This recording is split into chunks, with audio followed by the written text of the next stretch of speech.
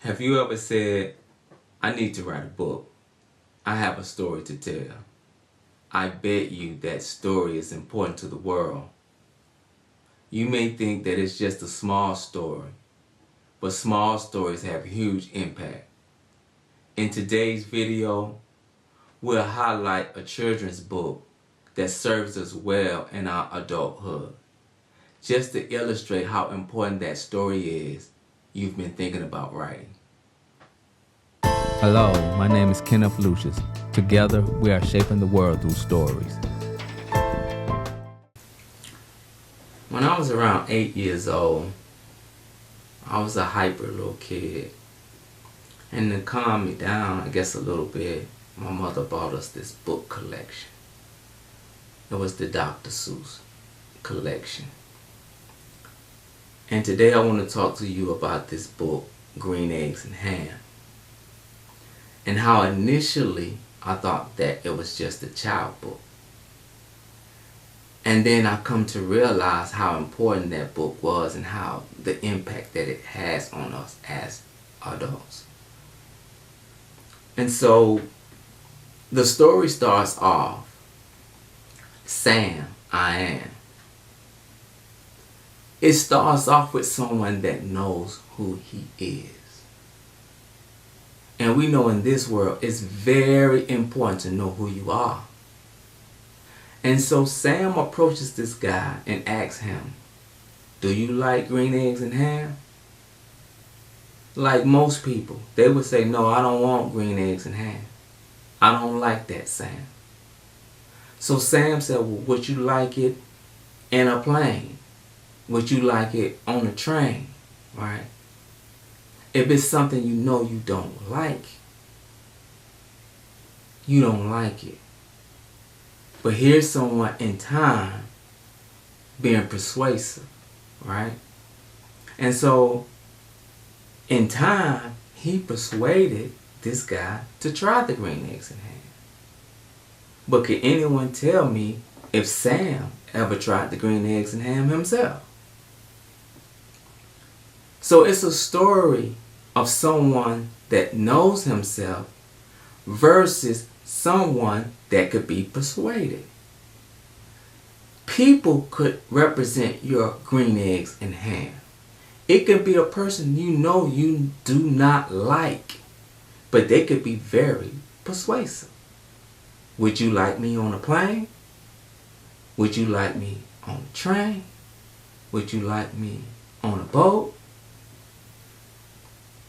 And you may be persuaded in time to try. And you might like it. But that's the story. Are you going to be like Sam and know who you are? Or are you going to be like the other guy? You have these principles. You have these values. But in time, you're persuaded because it's dressed up or it's put in another place.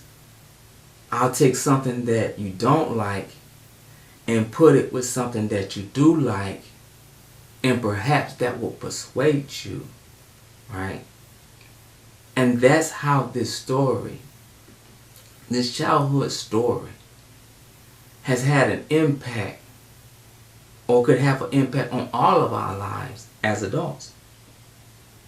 I believe that once you know what you like, you can come to know what you want. And the want is the biggest thing in the world.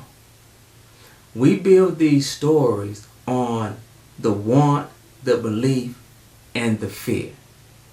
We believe that all stories have that same concept.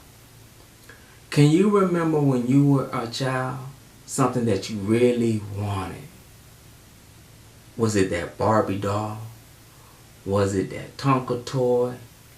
Was it that Nintendo? You really wanted it. How did you believe you were going to get it? Because your belief motivated your actions.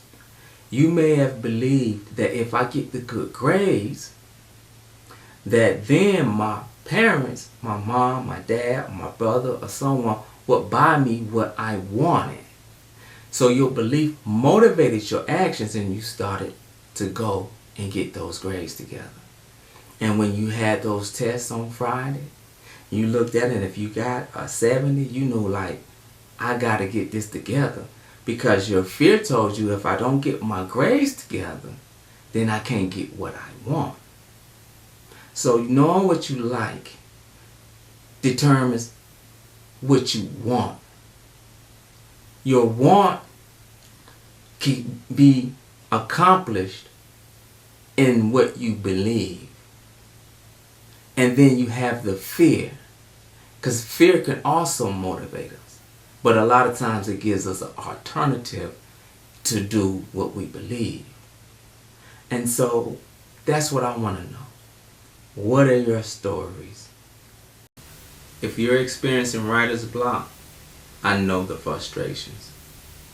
To get you past your writer's block, we have created several repeatable frameworks. The goal here is to get you back to your story. It is important to the world.